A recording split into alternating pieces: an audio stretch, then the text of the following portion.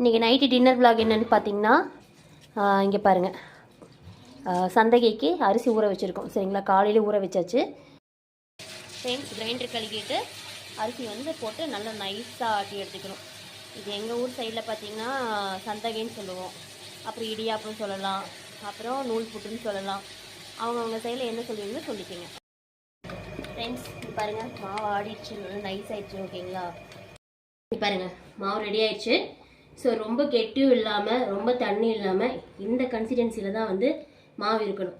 அப்படி இல்லைன்னு பார்த்தீங்கன்னா அந்த இது பார்த்திங்கன்னா கல் மாதிரி ஆயிடும். ஓகேங்களா, அப்படி நம்மளால் போட்டு ப்ரெஸ் பண்ணவே முடியாது.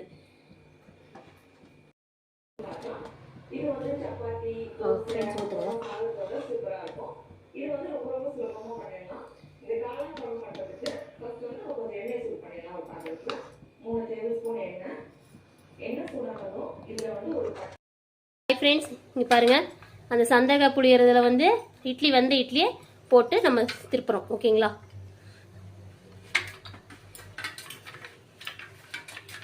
மெதுவாக தங்கம் சூடாக இருக்குது.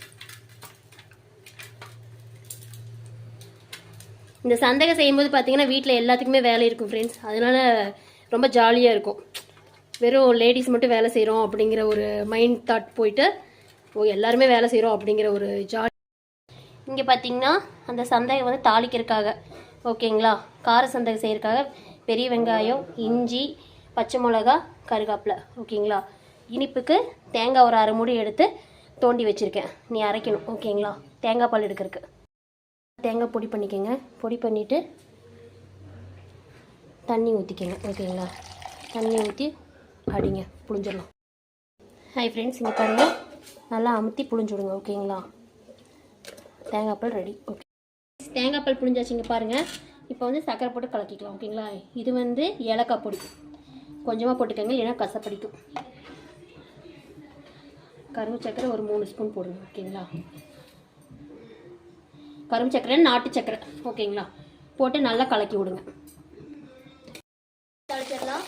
வடைச்சட்டி வச்சு எண்ணெய் காஞ்சோட கடுகு பொரிஞ்சதுக்கப்புறம் கடலைப்பருப்பு, உளுந்தம் பருப்பு போட்டு கொஞ்சம் நல்லா பொரிக்க விடுங்க. ஓகேங்களா, வெங்காயம் போட்டாச்சு. இஞ்சியும் நான் கட் பண்ணி வச்சுருக்கேன், அதையும் கையோடு போட்டு நல்லா வதக்கி விடுங்க. அப்புறம் பச்சை மிளகா, கருகாப்பிலையும் போட்டுருங்க. ஓகேங்களா, அவ்வளோதான் ஃப்ரெண்ட்ஸ். வதங்கினதுக்கப்புறம் சேமியா போட்டுடலாம். ஃப்ரெண்ட்ஸ், இங்கே பாருங்கள், லைட்டாக மஞ்சள்தூள் போட்டுக்கோங்க.